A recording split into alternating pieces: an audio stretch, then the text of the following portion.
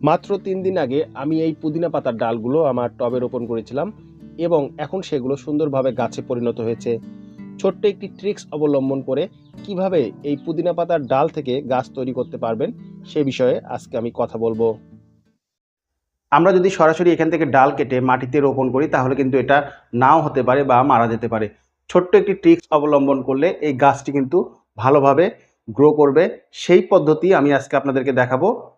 কৃষি ও গার্ডেনিং বিষয়ক channel সুমনস agri ওয়ার্ল্ডে আপনাদেরকে স্বাগত জানাচ্ছি প্রিয় দর্শক। এরকম আরও অসংখ্য ভিডিও পেতে আমাদের চ্যানেলটি সাবস্ক্রাইব করে রাখবেন এবং ভিডিওতে অবশ্যই একটি লাইক এবং কমেন্টস করবেন। তো আমার হাতে দেখতে পাচ্ছেন একটি পুদিনা গাছ। এরকম একটি পুদিনা গাছ বাজার থেকে কিনতে গেলে 2 থেকে 300 টাকা লেগে যায়। তো আমি আপনাদেরকে সম্পূর্ণ বিনামূল্যে কিভাবে এই গাছটি তৈরি করবেন সেই পদ্ধতি আজকে দেখাবো। তো চলুন প্রিয় দর্শক, ভিডিওটি শুরু করা যাক। যে বোতলটি দেখতে পাচ্ছেন সেই বোতলের ভিতরে কিন্তু আমি ডালগুলো সংগ্রহ করে নিয়ে এসেছি প্রায় 400 কিলোমিটার দূর থেকে, এবং সেগুলো এখনও কিন্তু অনেক সতেজ আছে। একটি ডালও ক্ষতিগ্রস্ত হয়নি এবং মারা যায়নি।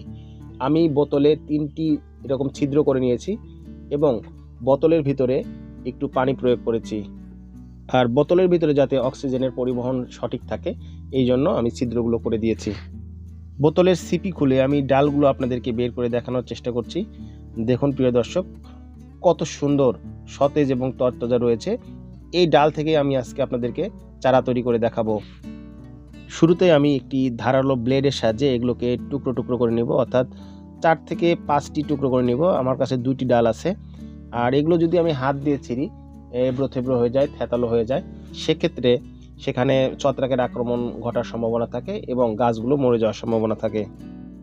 ডালগুলোকে আমি একটি পটে রোপণ করব। তার জন্য আমি গোবরের জৈব সার নিয়ে নিয়েছি এবং গার্ডেন সয়েল নিয়ে নিয়েছি। মাটিগুলোকে আমি গুঁড়ো গুঁড়ো করে নিচ্ছি। এগুলো বড় বড় ঢেল থাকলে এগুলো ভালো হবে না। আর আমি এখানে অর্ধেক গোবরের জৈব সার নিয়েছি এবং অর্ধেক মাটি নিয়েছি। আপনারা চাইলে রেশিওটা চেঞ্জ করে নিতে পারেন, অর্থাৎ কম বেশি করতে পারেন, এবং এর সাথে বিভিন্ন ধরনের সার মিশিয়ে নিতে পারেন। নিম খোল দিতে পারেন।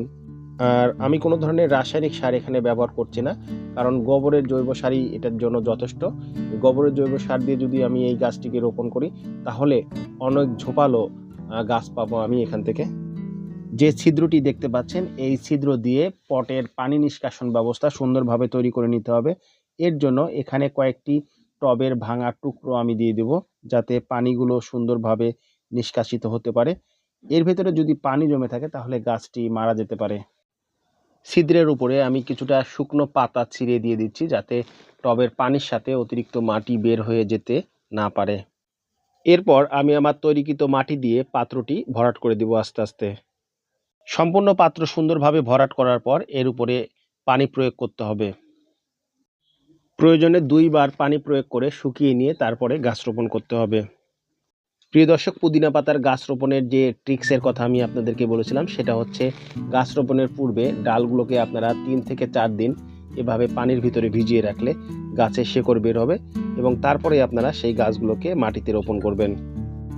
প্রিয় দর্শক, গাছের ডালগুলোকে আমি এখন এভাবে মাটিতে রোপণ করে দিচ্ছি। আপনারা চাইলে খাড়াভাবে রোপণ করতে পারেন এবং পাতালোভাবে রোপণ করে এরপরে কিছুটা মাটি চাপা দিয়ে দিতে পারেন। তাহলে গাছগুলো সুন্দরভাবে সেট খেয়ে যাবে এবং সুন্দরভাবে বেড়ে উঠবে। আর এগুলোকে অবশ্যই 3 দিন ছায়াযুক্ত স্থানে রাখতে হবে।